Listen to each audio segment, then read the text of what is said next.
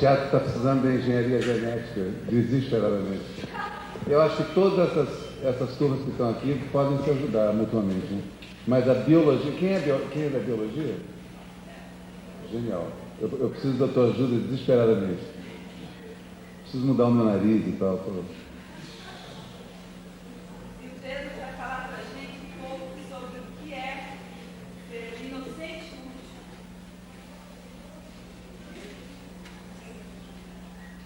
Inocente útil.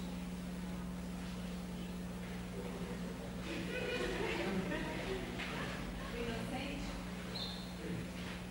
Bom, vamos fazer uma coisa? Vamos começar. Tem alguém na cabine ou é aos poucos? Tem? Então vamos começar. Tem mesmo? Se está vivo, você pode se pronunciar aí dentro da cabine? Acho que ele morreu. Ah, ele está no melhor país, então aos poucos. Vamos só mostrar. Tem uma. Ah, está um eco nesse livro. Esse vídeo, ele é um popurrí, é um pouquinho de cada dos últimos 10 trabalhos que eu tenho feito por aí. É rápido, não é doloroso e a gente depois bate um papo. Eu vou preferir que vocês me façam perguntas porque eu não sei muito bem o que dizer. Assim, o que eu digo através de teatro, mas em palestras eu prefiro fazer uma coisa mais interativa. Então, maestro, quando você puder, por favor. Fecha a cortina em cima, o último a entrar, por favor. Tem um sol entrando ali. O sol de Brasília. É o sol modernista. Obrigadíssimo. Muito bom.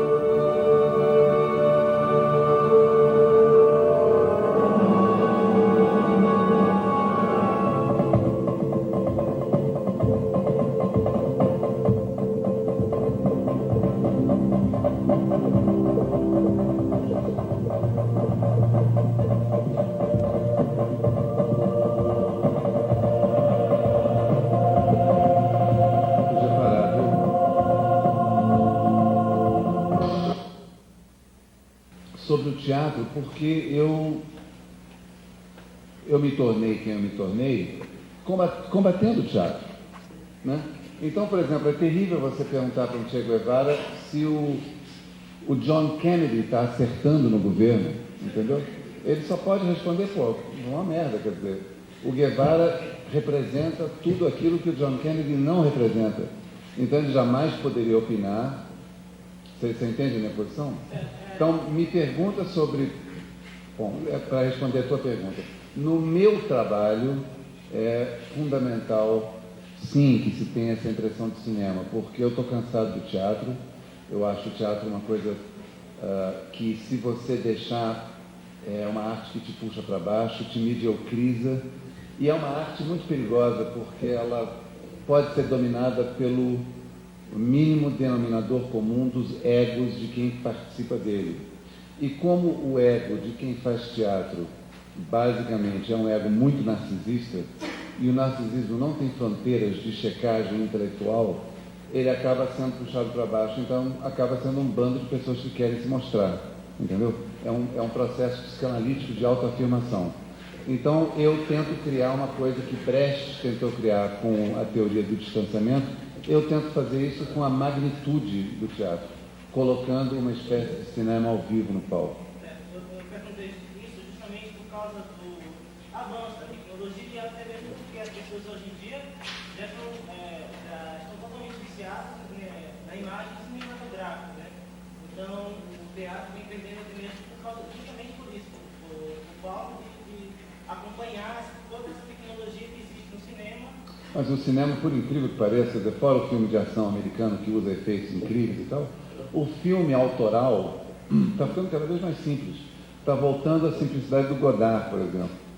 O Godard, que, enfim, com uma câmera na mão, uma ideia na cabeça, uma câmera na mão, do Glauber, sintetizava toda a problemática de linguagem dos meados desse século, que foi o meio de século dos séculos que eu estudei e prestei atenção. Eu não estou vivo há tanto tempo assim, mas foi o mais complicado entre linguística e metalinguística. E Godard conseguiu isso sem nenhum efeito.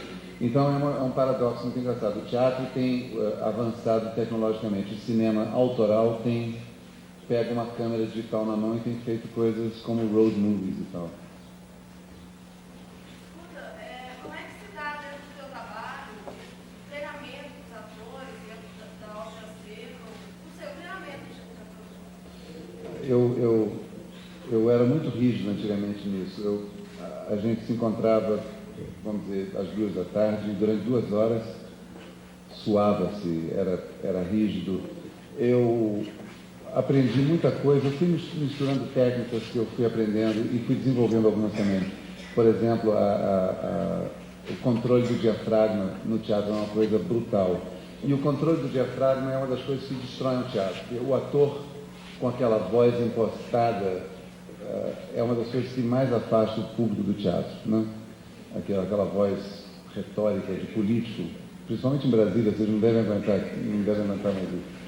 Mas, então, o controle de respiração e elasticidade do diafragma é uma coisa que eu lutava muito antigamente para criar uma disciplina dentro da Companhia de Ópera Seca, e outros exercícios que a arte marcial japonesa, através do refinamento que o Suzuki fez, e o Butô, do Kazuo Ono, fez, e o teatro de Grotowski fez nos anos em que ele se dedicou a fisicalizar o teatro. Então eu era disciplinado, mas hoje em dia eu te confesso que a companhia foi ficando mais velha e foi comendo pizzas cada vez mais tarde, e as pessoas chegam muito cansadas no ensaio e é aquela bandalha, entendeu?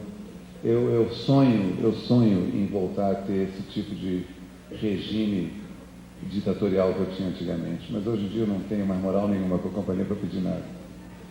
Eu vi você na entrevista na televisão que fez um tempo atrás, você comentando sobre a função do artista na sociedade. Você não acreditava que o artista tinha uma função social, extremamente acreditado nisso, né? Você não tinha certeza. O artista, o verdadeiro artista, né? Não o artista que dá o que é no sentido de O entretenimento, né? Isso, exato. Mas Olha, eu continuo tão confuso, eu não sei quando foi essa entrevista, mas eu estou tão ou mais confuso do que essa época, porque o artista sempre teve um propósito fundamental. A alma do artista sempre foi uma alma livre e rebelde, e a sociedade sempre teve tabus e conceitos e preconceitos muito fortes.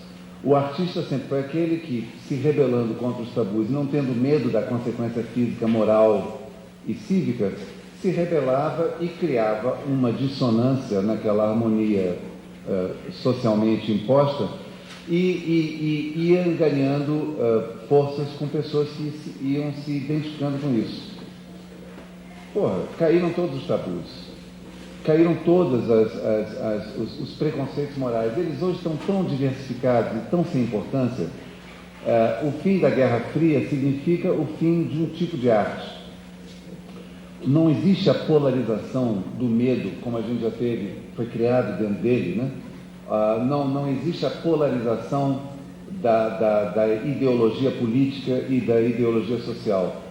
O artista cumpre uma função muito acadêmica, até, se você quiser, nos séculos que vinham vindo até hoje. Por exemplo, o romantismo foi importantíssimo porque quebrava regras de conduta extremamente frígidas na sociedade.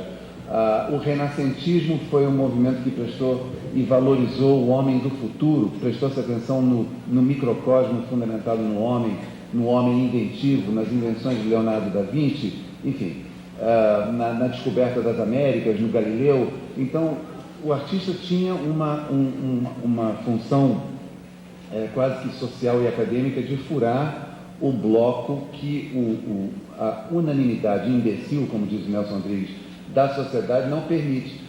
Agora, a sociedade continua imbecil, mas ela não tem parâmetros mais, está uma bandalha absoluta.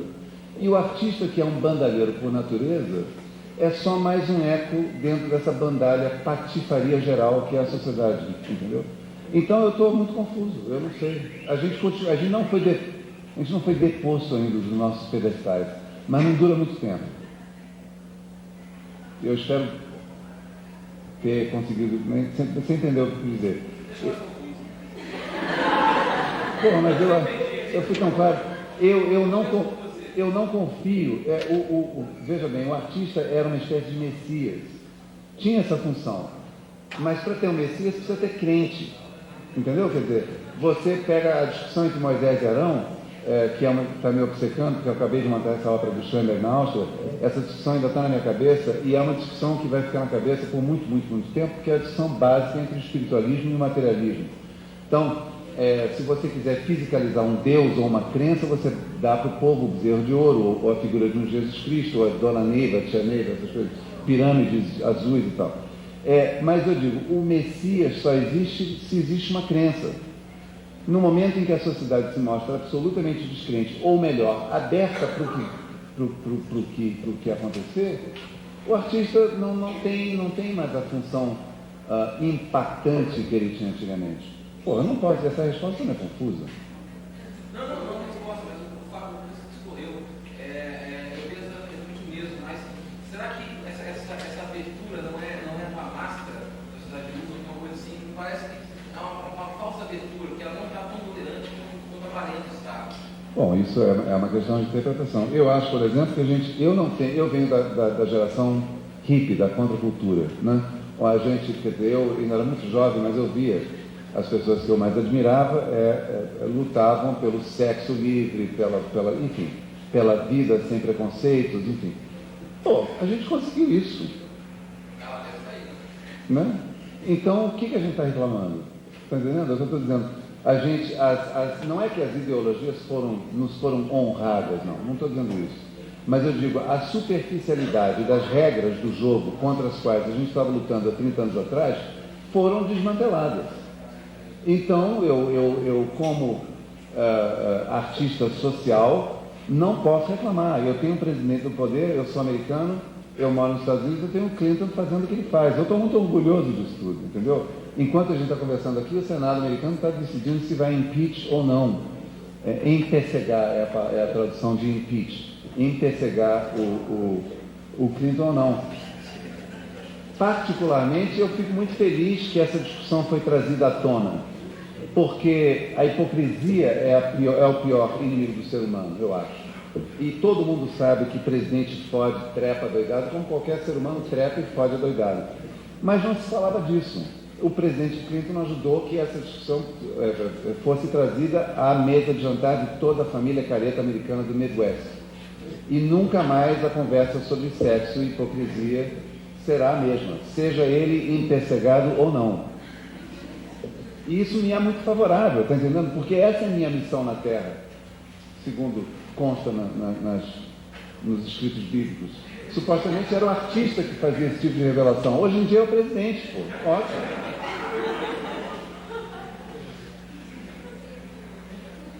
Você sabe que a Mônica Lewinsky vai ser presa. Vocês sabem disso?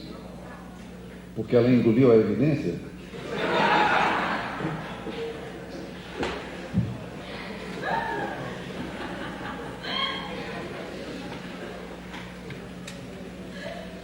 Ó, tá ficando interessante. Vamos lá.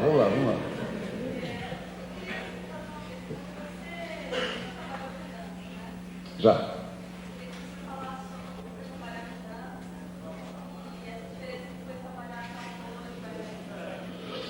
Olha, eu entrei para o mundo da dança, a minha primeira experiência com a dança foi tétrica, porque foi na Alemanha, com uma companhia de um brasileiro chamado Ismael Ivo. Não nos demos bem, e a primeira vez na vida em que eu joguei a toalha antes da estreia, fui embora, 4h30 da manhã, Gildo e eu fazendo as malas na neve dessa altura, fugindo literalmente para o aeroporto de Frankfurt, e já estávamos de volta em Nova York, 9 horas de voo depois, antes que eles pudessem perceber que a gente não tinha aparecido no ensaio. E eu fiquei muito chateado porque a dança, e isso é uma discussão seríssima, apesar de eu dar um tom de brincadeira a isso. Existe hoje em dia uma coisa chamada dança-teatro, que é uma coisa que foi penosamente, empiricamente, sofridamente inventada pelo gênio Pina Bausch, um dos maiores diretores e teatrólogos e dançarinos, enfim. Pina Bausch inventou essa linguagem de dança-teatro. Tem outros, tem Magui Marran, tem milhões de outras pessoas, tem Susana Hoffman, mas a principal integração entre teatro e dança foi feita pela Pina Bausch. O que acontece com a dança-teatro ou teatro-dança é que tornou-se um refúgio muito fácil para que pessoas que não tinham o menor conhecimento sobre teatro se chamassem de dançarinos e pessoas que não tinham o menor conhecimento sobre dança se chamassem de atores teatrólogos. Então acabou sendo uma gaiola que escondia os defeitos ao invés de ressaltar as virtudes de ambas essas coisas. Eu, com dança em si, dança, por exemplo, como grupo corpo, eu não tenho muita paciência para isso, não.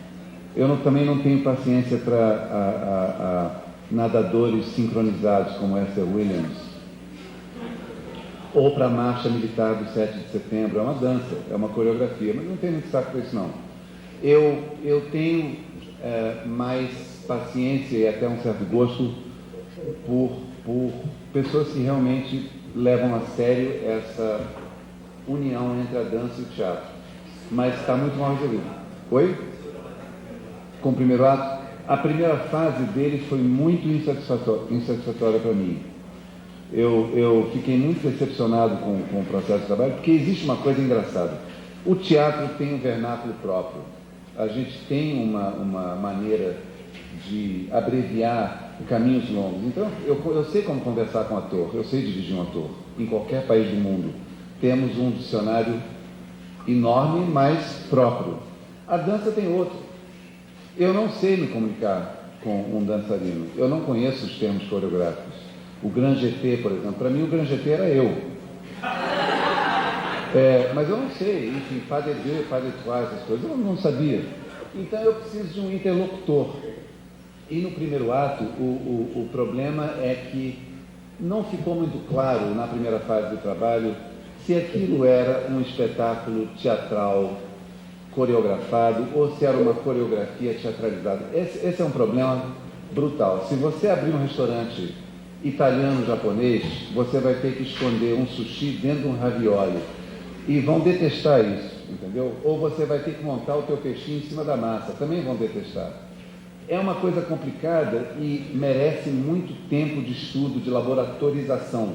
E o meu contato com o Primeiro Ato em Belo Horizonte se deu em 6 semanas. Eu detestei o resultado da breve interrupção do fim, mas, graças a Deus, a gente se encontrou no Rio há 3 semanas atrás, para a estreia no Rio de Janeiro, e eu tive a oportunidade de ser muito mais radical naquilo que eu queria fazer e remontei literalmente o espetáculo em 6 dias. Outro espetáculo, completamente diferente, que nada tinha a ver. Questionando a falta de cultura das pessoas que integram o mundo da dança, como o mundo do teatro também. É uma coisa que eu venho espalhando o tempo todo em vários países. Me é terrível e tétrico perceber como as pessoas não são mais cultas, entendeu? É uma coisa, até a geração do Hélio Oiticica, do Capinã, do Macalé, do Caetano Veloso, do Glauber Rocha, as pessoas eram extremamente cultas, tinham uma cultura absurda, vinda do cahier do cinema, vinda de onde quer que seja, as pessoas liam, se informavam, tinham uma noção interativa com o que estava acontecendo nas artes do mundo, era genial poder discutir com as pessoas. Hoje em dia é um bando de monólogos infrutíferos, de pessoas que não sabem por que estão ali, e eu vou mais longe, se não sabe por que está ali, não cobre ingresso da plateia. Né? E essa foi uma discussão que, evidentemente, lá no Primeiro Ato, no Rio, gerou muita depressão, foi muito triste, chorou-se muito, mas no final resultou num bom espetáculo. Você é mineiro? Em Brasília, mas a versão inicial. Por favor, esqueça o que você viu.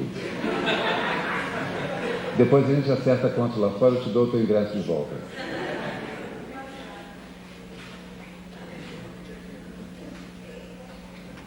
Bom, então, boa noite. Acabou?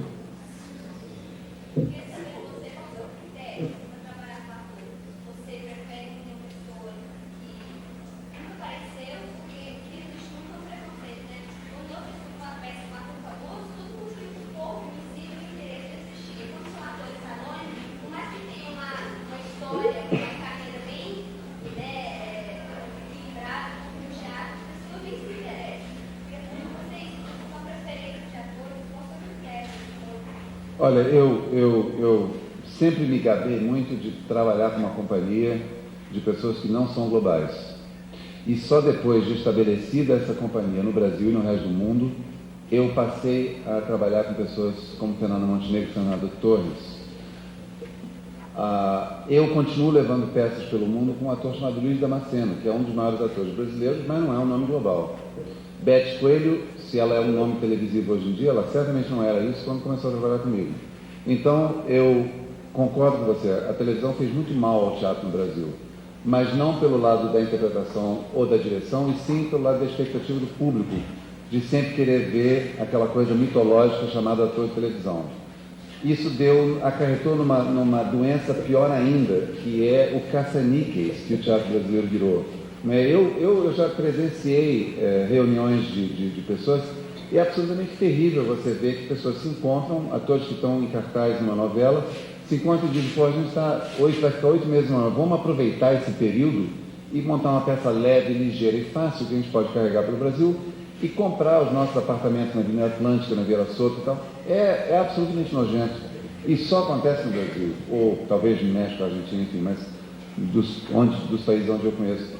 Eu não tenho critério nenhum para trabalhar com ator. Eu tenho o critério do talento. Eu faço testes com regularidade, vejo pessoas, faço muito workshop por todas as cidades por onde passo, descubro pessoas novas, engajo essas pessoas na minha companhia. Vou te dar um exemplo, o menino que deve ter ido ao banheiro, ou ficou me esperando lá fora para acertar contas com o Primeiro Ato, mas tem essa menina do Primeiro Ato, que era uma dança, para mim era só mais um número do Primeiro Ato, e acabou se revelando uma excelentíssima atriz, chamada Paula Davis. Até anteontem ela só era mais um número de pernas e mãos que subiam dentro de um grupo chamado Dança Teatro Primeiro Ato. Hoje em dia ela é uma atriz que eu vou convidar para trabalhos futuros e já tem pessoas comentando, já ouvi ontem em Brasília uma pessoa comentando, mas que descoberta fascinante e tal. Me dá prazer poder descobrir talentos.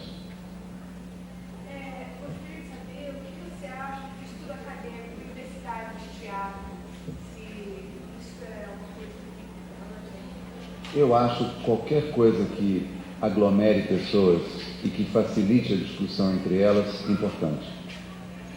Quer dizer, no mundo de hoje eu jamais poderia pregar, não, isolem-se, vai cada um para uma casa. Claro que não, quer dizer, a academia teatral acaba facilitando com que você forme um grupo, dialogue o suficiente para criar sua identidade e viabiliza o esforço maximizado daquelas pessoas, viabiliza com que você finalmente reúna esforços e faça uma coisa. Então, eu defendo arduamente, inclusive porque eu imagino, pelo menos idealisticamente, que o estudo acadêmico é bem orientado. É uma coisa feita com boa vontade. Você vai encontrar lugares onde, por exemplo, eu sei que a EAD de São Paulo é muito boa na USP, muito boa. A Unirio tem melhorado muito.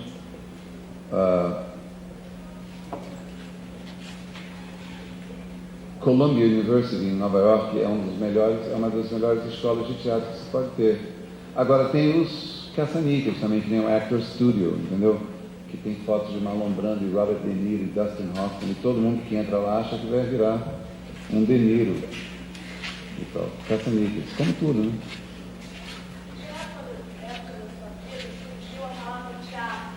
Arte, o seu envolvimento com a arte, que leva e faz, e onde você acha, para onde você acha que o caminho teatral seria também dentro do seu trabalho? Que tipos de autores da sua preferência? O que você busca, ou dentro da filosofia, ou dentro da arte plásticas, para fazer o seu trabalho? Que coletânea você faz para achar que se encaixa naquilo que você quer passar por isso? Boa pergunta. Aliás, boas perguntas, né? Eu nem sei como voltar essa fita aí. Vou começar do fim, porque é a última coisa que me lembro. O melhor autor de mim sou eu mesmo.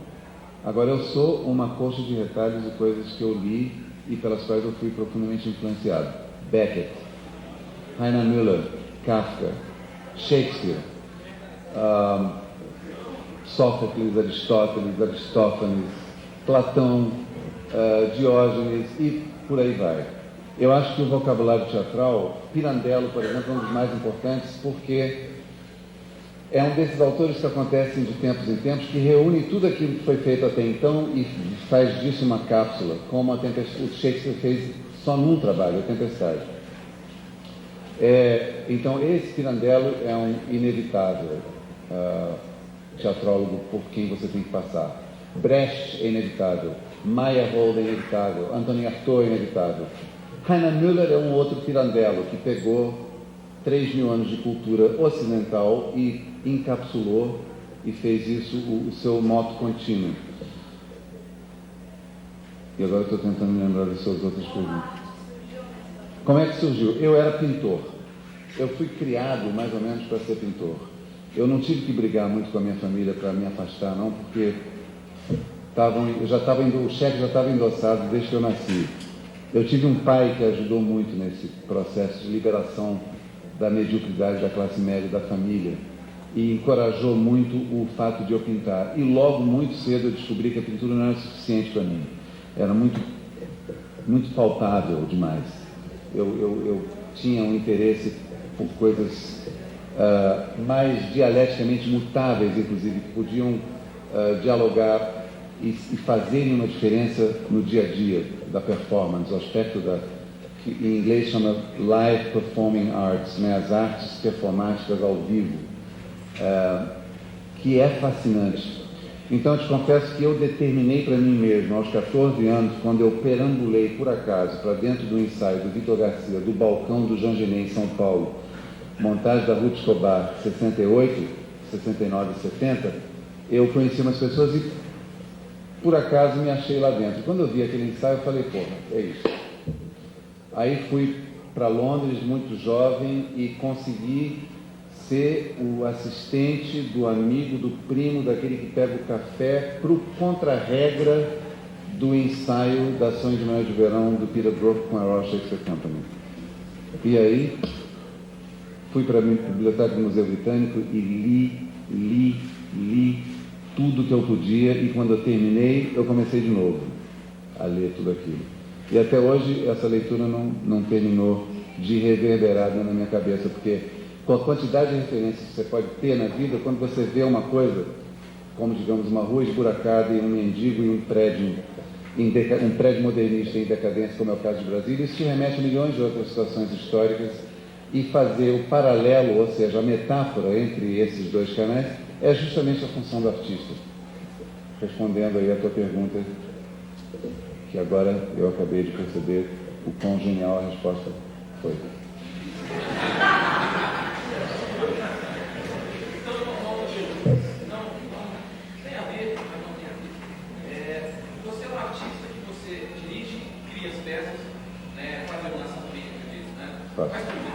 Não atuo. Sim, você fala bem, mas para você, quem é um diretor que só dirige? Eu acho muito superficial isso, um diretor que apenas dirige, né? Tem uma pessoa que escreve teatro, que bota muita coisa da arte ali, e os atores, a torcida e o diretor. Quem é o artista numa criação dessa? Quem é o responsável pela modificação da visão de quem está assistindo? É o diretor que dá vida, o bom ator, enfim, qual é a essência? Olha, primeiro deixa eu te congratular, porque o alto nível das perguntas aqui está surpreendente. Ontem foi uma catástrofe, fui falar num outro lugar ali, quase me suicidei de madrugada. Não, verdade, sério mesmo. Essa pergunta eu vou comprar de você depois, que é uma pergunta interessantíssima. Eu tenho criado muito barulho no mundo do teatro, justamente através dessa resposta que eu vou te dar agora, de novo. Eu acho o teatro, que não é autoral, tem muito menos a dizer, eu não estou dizendo que não tem nada a dizer, mas tem muito menos a dizer do que um bobo como Ulisses Cruz ou Gabriel Vilela, que montam peças que já existem. Te confesso que eu não tenho muito respeito pelo diretor teatral. É muito fácil você pegar uma peça que já existe, do Molière, do Shakespeare, seja lá quem for, e adaptar a tua visão. Isso é uma arrogância absurda, porque quem é você para adaptar uma peça de Shakespeare? Ou você pode ser o Peter Brook, que fez uma releitura absolutamente moderna, contemporânea, genial dessas peças. Então é um risco que nem sempre dá certo para 0,1% dos outros 99,9% que não dão certo. Eu tenho muito mais afetividade e respeito por aqueles que fazem a obra de arte total. Quer dizer, a história não vai para frente se a gente não escrever ela. Entendeu? Então eu não acredito em avançar a história usando material que foi escrito há 400 anos atrás. Eu acho isso de pouca coragem. Então não é sempre, eu não digo que Gabriel e Ulisses Cruz sejam decididamente, intelectualmente, pessoas calhordas por optarem por esse tipo de coisa, mas são pessoas medrosas artisticamente por não escreverem aquilo que está na alma deles e encenarem isso. Agora tem um que genialmente faz isso, que é o Antunes Filho. O Antunes cria muito pouco da obra dramática dele. Macunaíma não é dele, é uma adaptação dele de Mário de Andrade. Ele fez coisas de Ariano Suassuna, ele fez coisas de Chica da Silva, enfim. O Antunes é um desses poucos diretores formais de teatro, encenadores, né? E que conseguem dizer através da obra escrita ou manuscrita por algum outro artista. Raríssimo isso. Zé Celso, por exemplo, com quem eu estou tendo uma briga afetiva, é genial porque escreve, mesmo quando ele faz o Genet, as tias do Genet, o Hamlet do Shakespeare, ele consegue trazer isso para um universo tão carnavalesco e tão de enredo de escola de samba, ele consegue abrasileirar tanto esse assunto que, por exemplo, o personagem Polônio dele vira o Apolônio de Carvalho, o revolucionário do PCBR. É genial, é superficial, é bobo, mas é lindo, entendeu? Então, eu acho que a tua pergunta, de novo, não está completamente respondida, mas está na medida em que eu dou muito valor ao autor, diretor. Em inglês chama auteur-diretor, uma palavra pegada do francês, auteur-regisseur, que é o autor diretor. Infelizmente não existem mais de nós, mas se eu tiver que dar qualquer único conselho para quem estuda teatro, mete bronca, escreva seu próprio material. Eu já sei que está levando na cidade uma adaptação de Beckett, não sei das quantas, aí eu vejo uma adaptação de Dürrenmatt. E para que tudo isso? Você não tem nada a dizer? Deve ter, não é? Quer dizer, cada um tem alguma coisa a dizer. Se você optou por se mostrar no palco, se você optou por se meter em teatro, é porque você, como artista, tem alguma coisa a dizer. Você só precisa de coragem e de nutrição para fazê-lo. Então, é duro você acordar de manhã e encarar uma página em branco, mas é necessário. Mas só mais uma coisa, esqueci. Você é estudante de teatro? Não, eu tô de teatro. Ah, é? Eu tentei um pouco mais, me frustrei por causa disso, porque eu vi muito teatro. Para mim foi falta de vontade minha, eu vi exatamente isso. O teatro, você tem que ter clássicos, fazer clássicos. Então isso não tive energia para romper essa barreira. Eu esqueci a pergunta de fazer, eu lembro.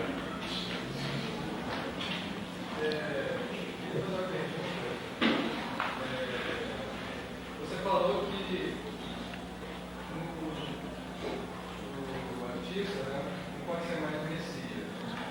Então, qual é a perspectiva que você vê para você? Olha, eu tenho um medo enorme da gente ser porque tem uma coisa muito legal nessa confusão que o mundo está virando, nessa confusão globalizada, está virando uma torre de Babel. E quem tem mais informação vence, porque é capaz de fazer a ponte da explicação para o outro, que não entende mais nada, entendeu?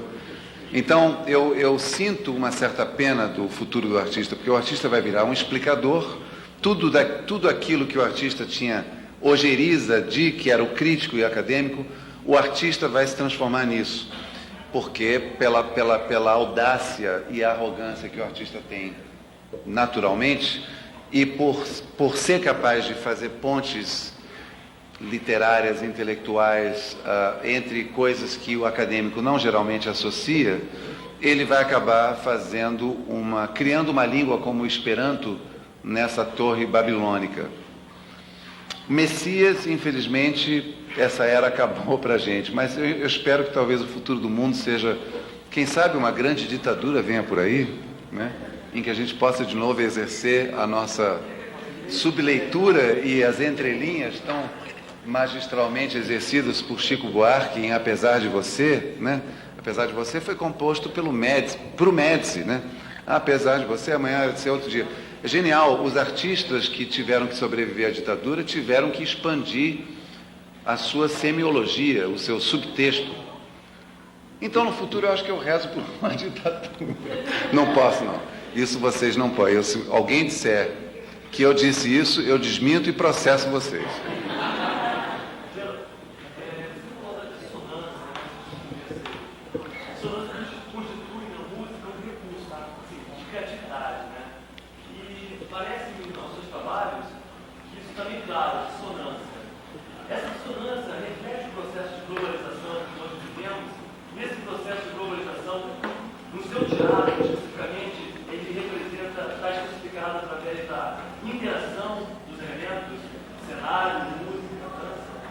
Muito legal também. Olha, a dissonância começou... isso é um longo paralelo. Eu sou meio obcecado com isso aí, que é a arte do século XX.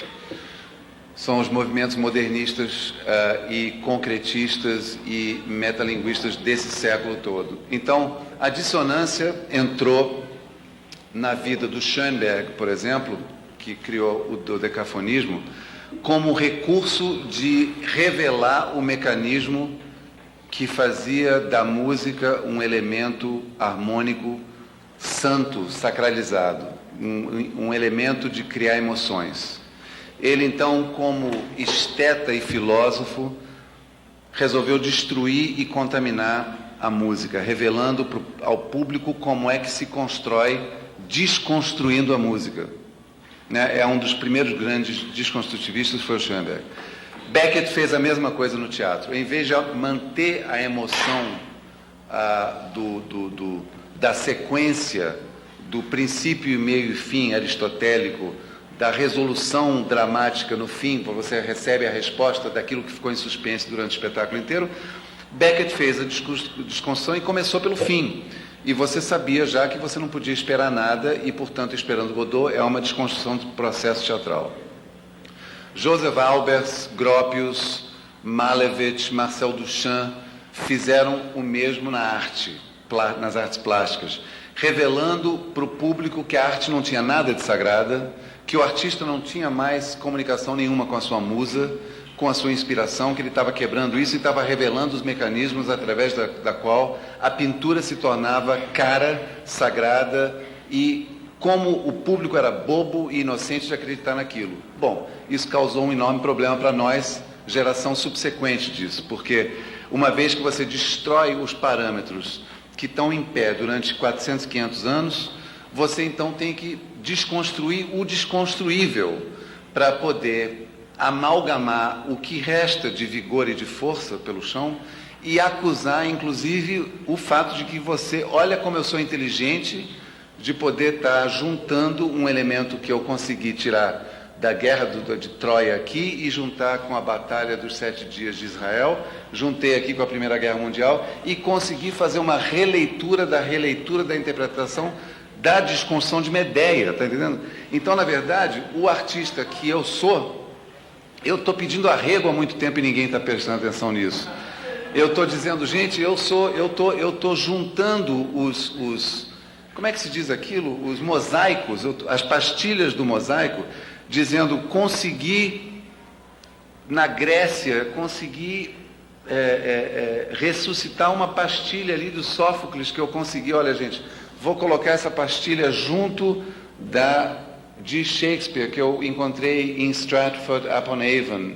E olha aí, olha, como é precioso isso. Eu ainda consigo dar a volta por cima com uma ironia, então me acham genial.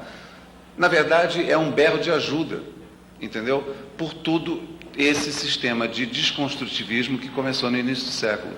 Essa desarmonização que você falou, a atonalidade, a desafinação, a dissonância, é justamente isso que levou o ser humano a uma descrença absoluta nas artes, levou o artista a se tornar cada vez mais hermético, porque o artista, depois que o artista revela o seu elemento de mecanização, de construção do negócio, depois que o artista coloca isso debaixo do prisma existencial, existencialista, do ser ou não ser, devo ou não devo, vale ou não vale, depois que o artista bota o olho do leitor ou do espectador no microscópio e diz, olha, é disso que eu sou feito, eu não tenho mais magia nenhuma, como geração depois disso, para montar os meus truques e efeitos, entendeu?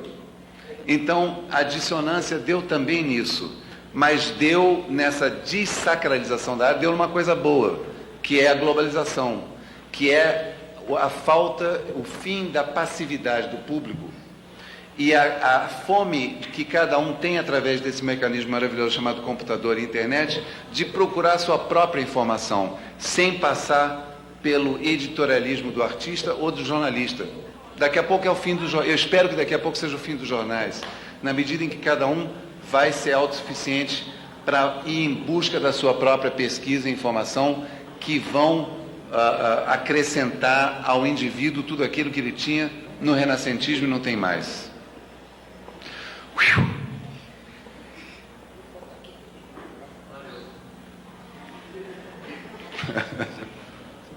Não, tá ótimo, eu estou adorando.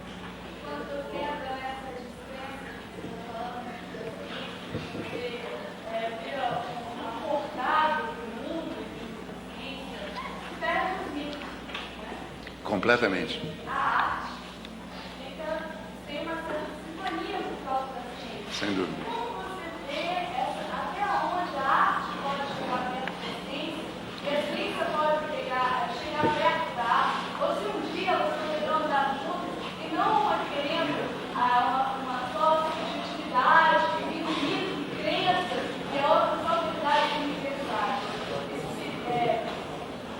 E onde seria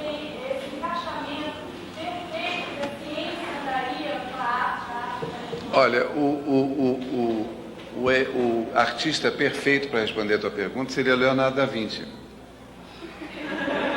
que juntou a ciência com a arte. Quer dizer, o Leonardo... Como essa mosca está enchendo meu saco. Bom, se ela não morreu, ela se afogou.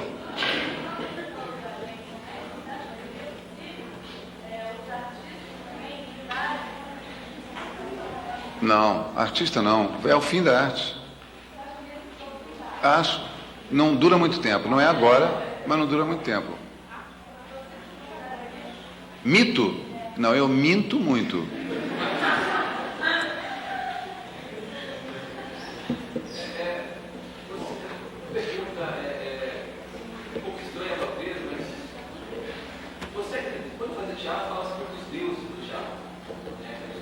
Tem até um livro de um inglês chamado Paul Heritage, que vai estar viajando pelo mundo inteiro com uma verba fenomenal, entrevistando os deuses do teatro. Eu dei um tapa na cara dele. Não. Pergunta é, você acredita nos deuses do teatro e que o teatro é uma arte religiosa, no sentido que religa as pessoas, nossas, com algum arquétipo nosso, com algo nosso que é divino, impalpável, cristão ou não, isso não importa, mas você acredita nisso, que o teatro é uma arte sacra? Não sacra no sentido racentista, mas acredita nisso? Olha, eu acho que o teatro já foi isso. Eu não vejo muita possibilidade, numa época tão cética como essa nossa. Eu estou evidentemente brincando quando eu digo que o artista morreu. Eu não quero me enterrar vivo, mas eu digo, vai ter uma mudança muito profunda e muito radical nesses conceitos. Por exemplo, quando eu vi Tadeusz Kantor, eu não sei se Kantor já veio a Brasília, mas tem o Instituto Goethe, tem vídeos disso tudo. Quando eu vi o teatro do Tadeusz Kantor, eu, sem ser demagógico ou piegas, eu te juro que eu senti essa proximidade com Deus, seja lá o que Deus é. Quando eu assisti a segunda vez, porque nada mais desmitificador do que assistir uma segunda vez, né? Você já sabe como vai ser a sequência de eventos. Eu assisti uma segunda vez e esse sentimento só cresceu. A mosca voltou. Essa mosca chama Fernando Collor de Mello, eu acho. Quando eu assisti pela segunda vez, eu senti isso novamente. Quando eu assisti Pina Bausch pela primeira vez, eu senti também isso. Então, realmente, o teatro não é tanto assim o responsável por ser esse elemento de conexão entre essa coisa divina do ser humano de poder se espelhar num mito, num arquétipo, num cereal, numa conjunção de mitologia ou coisas grafadas mitologicamente, mas sim os tempos. Quer dizer, o problema não está na arte, mas no ceticismo e no cinismo da circunstância social que é criada em volta da arte. Eu não sei se é o ovo ou a galinha. Eu não sei o que vem primeiro. Eu não sei, por exemplo, nessa resposta que eu dei para ele, onde o artista começou a se desnudar na frente do público e se desmitificar na frente do público, com todos esses exemplos que eu dei, que é o artista, basicamente o protótipo do artista do século XX, Schoenberg na música, John Cage na música também, Marcel Duchamp na pintura. Eu não sei se com esse desnudamento e com a revelação da facilidade dos mecanismos do artista, o público não foi ficando cínico, dizendo, isso aí, por exemplo, a frase mais fácil de se ouvir na frente de uma tela de Jackson Pollock é uma avó dizendo, minha neta também seria capaz de fazer isso, não é? Picasso ficou famoso pelas avós do mundo dizendo assim, eu não sei a diferença entre uma batida de automóvel e um quadro de Picasso. Mas então, os mecanismos de revelação dessa coisa do cubismo, do dadaísmo e de todas as artes que compõem essa coisa que a gente chama de arte do século XX, criaram um enorme cinismo e ceticismo na plateia, que não engole mais uma coisa revestida misticamente. Mas esse papo que você está bacana, mas é uma coisa que eu discordo de você. Quando eu assisti essa peça Flash Days, eu senti muito divinizado esse assunto, sem querer puxar saco, sem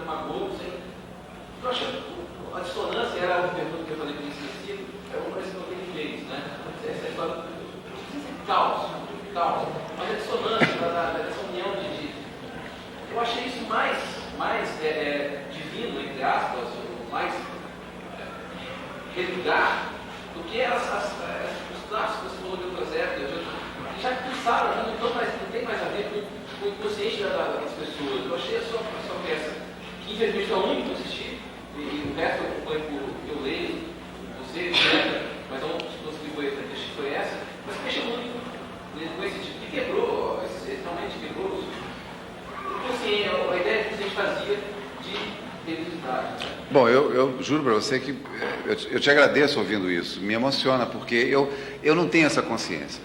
Quer dizer, como eu tenho, como eu acompanho a parte prática da montagem do espetáculo, e como eu sempre brinco, a gente está batendo terceiro sinal e eu estou no palco conversando com a Fernandona sobre a compra de um novo Santana, entendeu?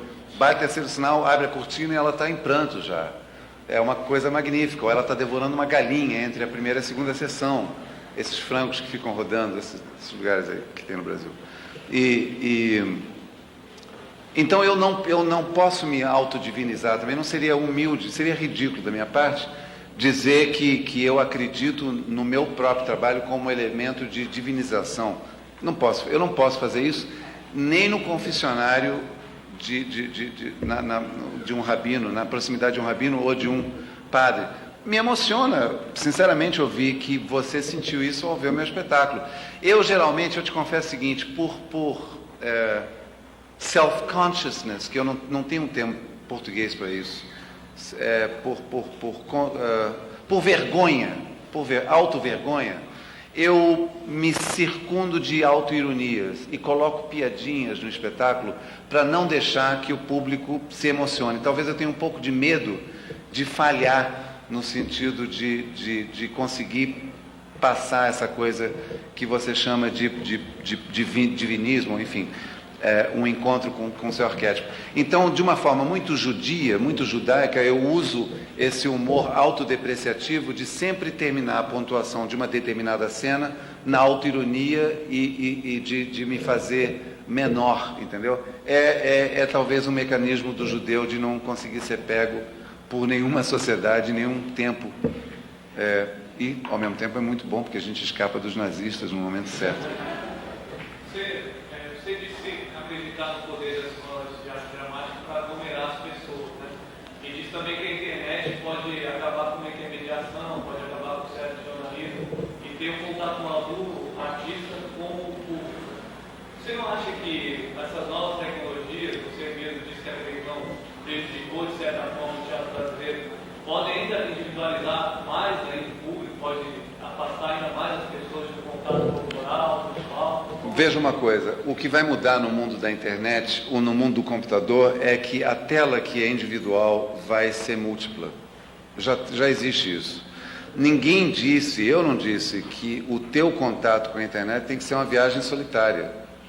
Um grupo de discussão, um grupo de estudos, um grupo de alunos pode passar uma tarde buscando informação através da internet. Eu acho isso muito mais produtivo do que receber a informação pronta, editorializada por um professor, por uma academia ou por um jornal.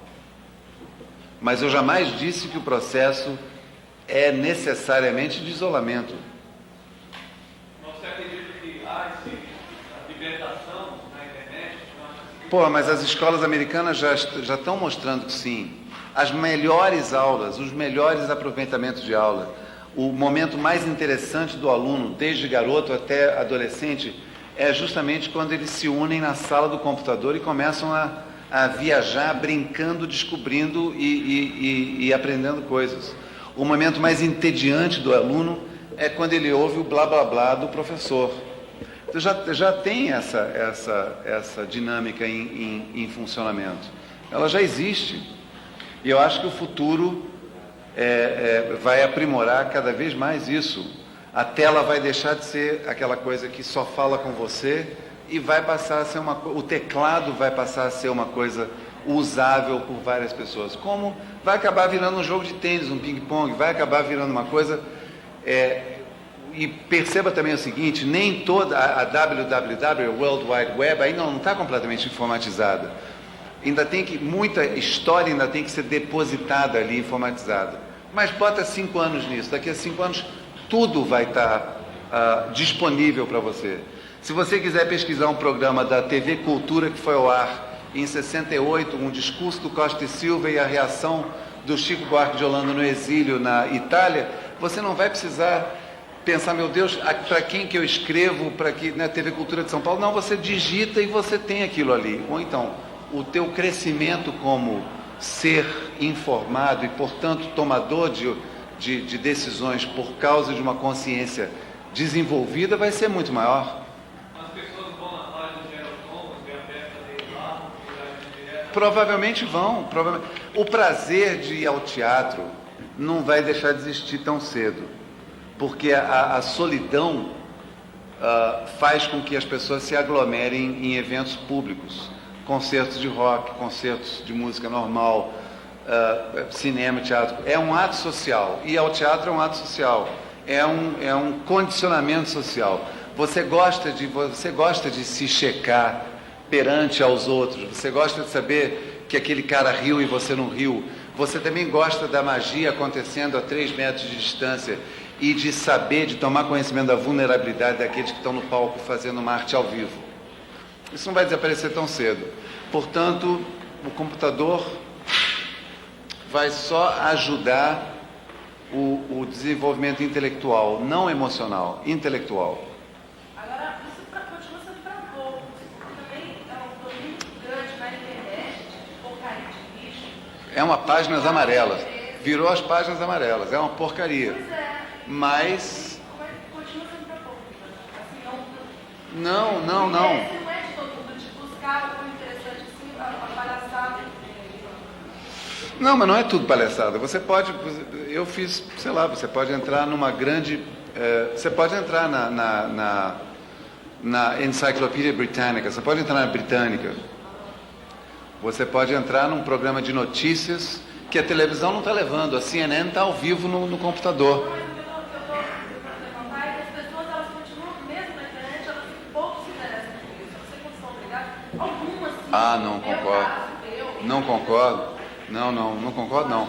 As pessoas estão... Eu queria falar sobre...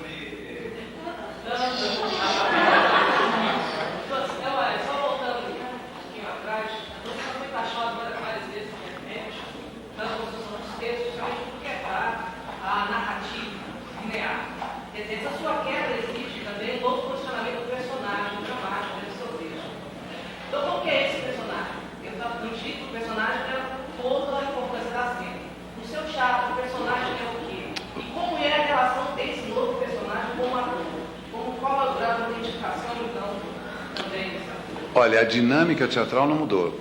Eu posso ter excluído a narrativa linear, posso ter tirado o aristotelismo de princípio, meio e fim, como Beckett e Hannah Miller também fizeram, mas o envolvimento do ator com a significação do que ele representa, o que eu chamo de representação, tem a ver com a interpretação, que é onde ele se encaixa dentro do teatro. Você percebe o que eu estou dizendo?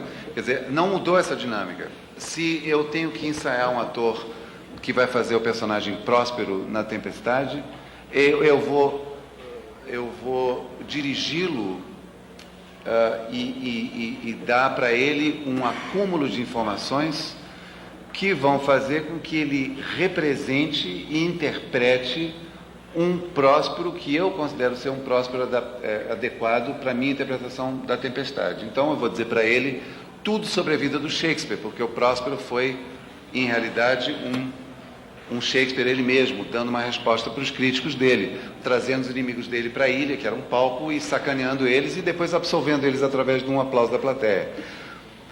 Não é diferente do que eu faço em Flash and Crash Days, por exemplo, ou nenhum outro espetáculo meu, onde eu tenho uma regência de valores.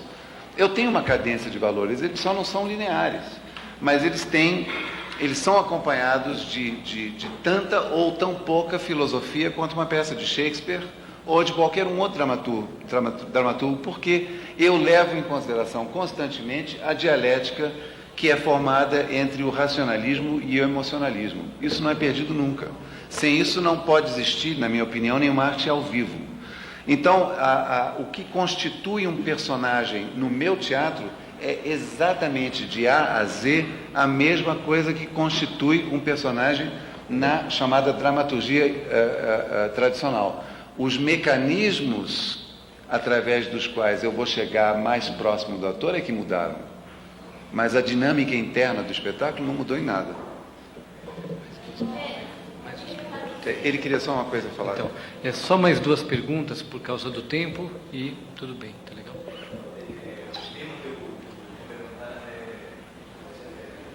Já foi dito e nós já conversamos sobre ele, mas eu acho muito interessante que a gente volte, que é sobre a própria crise da arte, a morte da arte, como você levantou. O que nós percebemos nas últimas décadas é que o Cage, de certa forma, chegou à música no limite, na artes plásticas do Duchamp, o Hélio Sica, e na poesia, o concretismo, né, os campos, né, e por aí vai. Chegou num momento onde não existe mais a possibilidade do surgimento de uma ruptura dentro da arte, né, de uma grande ruptura onde se coloque novos elementos para se pensar a arte, para se criar uma nova linguagem, dar uma nova dimensão para a arte, como já aconteceu, né, na história. Eu acho que quem faz arte hoje está passando por exemplo, também no teatro, né, está passando por um momento onde não existe, na música, né, não existe a possibilidade de uma ruptura, de um novo, que eu acho que é isso que a gente, quem está fazendo arte está buscando. Eu acho que essa é a nossa busca, é o que nos angustia, é a angústia que move o artista, né, nas diversas manifestações da arte. E sempre quando eu levanto esse tema, eu procuro terminar com uma poesia do poeta de Provença, do século XI, que ele diz assim, que eu acho que deve ser o final de qualquer discussão que a gente faça sobre arte. Que eu não disse nem bar, nem bi, nem pau, nem pão, só devolvi alto e bom som, babariol, babariol. Eu acho que Olha, deixa eu dizer uma coisa. Além disso aí, eu acho que adorei tudo que você falou. E está certíssimo. Eu acho que não tem fim de arte, não tem fim de nada, mas tem o fim de uma coisa que começa formalmente com Goethe. Modernismo, o novo, a fome pelo novo, a matança do velho. Talvez a gente tenha que se conformar que o que chegou ao fim é essa sede, essa ganância absoluta pelo decreto constante do novo. Não existe, claro. Mas talvez a gente deva se acostumar com isso e ficar feliz em descobrir outros valores que residam fora do valor supremo que regeu a arte modernista e moderna desses tempos recentes, que é o decreto do novo. A gente talvez deva se acostumar a isso e voltar a saborear alguns valores mais profundos. Exato. É uma ordem social cínica. Não ouvi. Mas essa discussão, a gente dá para perceber que está tendo um período de transição. Internet, música do novo. Você se considera um artista que chegou na arte, está um período de transição, uma fase modernista? Você se considera um pós-modernista? Olha, eu sempre fui taxado de pós-modernista, mas eu nunca aceitei isso porque eu não aglomero todos os símbolos de etnias e etimologias diferentes. E a grande graça do pós-modernismo é que ele pega uma torre mexicana, uma pirâmide mexicana, coloca em cima de um panteão italiano e isso tudo com mosaicos chineses. Eu sempre percorri trilhas que podem até ser chamadas de aristotélicas, mas dentro de um vocabulário um pouco mais restrito. A minha obsessão é a arte recente, a arte moderna. Talvez eu gostaria mais de ser chamado de artista modernista antimoderno. Não, desculpa. Artista moderno antimodernista. Sabe por quê? Você tem um pouco de características do modernismo, que é ruptura sei lá, como tem na literatura, ruptura das mulheres, não conheço muito, seu teatro, a arte,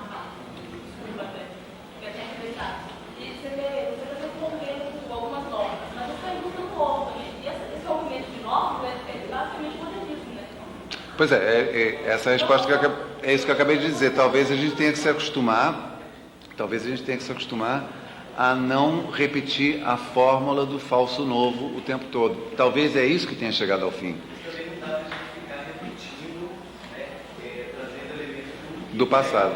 Já existe, tentando dar uma roupagem nova, ou tentando juntar uma coisa com a outra, e a partir dali você diz que está fazendo algo que é inovador, que é uma linguagem questionadora, que está colocando elementos novos na discussão sobre a arte contemporânea. É muito... É barra pesada. Barra pesada. Por exemplo, o que eu acho que você faz hoje, eu faço, na verdade, uma arte de denúncia.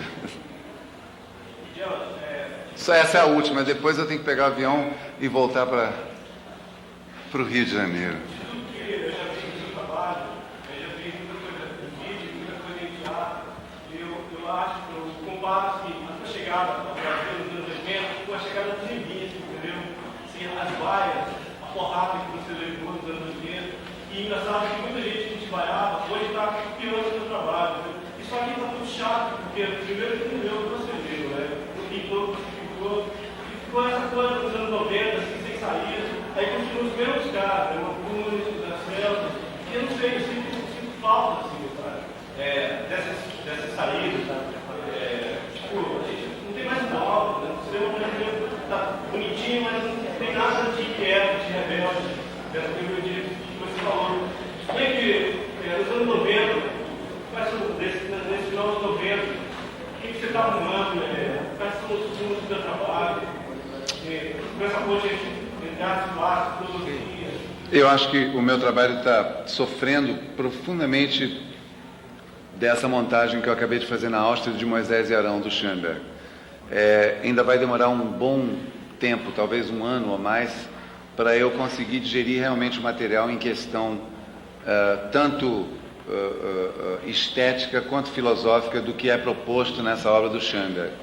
E, por acaso, quer dizer, como todo artista é autocentrado, e eu certamente não fujo à regra, eu estou tentando enxergar, ou estou conseguindo enxergar, que a solução para o meu trabalho, e, portanto, uma nova infusão para o meu trabalho, está ali escondida na escritura, nessa discussão entre esses dois irmãos, Moisés e Arão, como reescrito por Schoenberg. Não, a discussão bíblica pouco me interessa.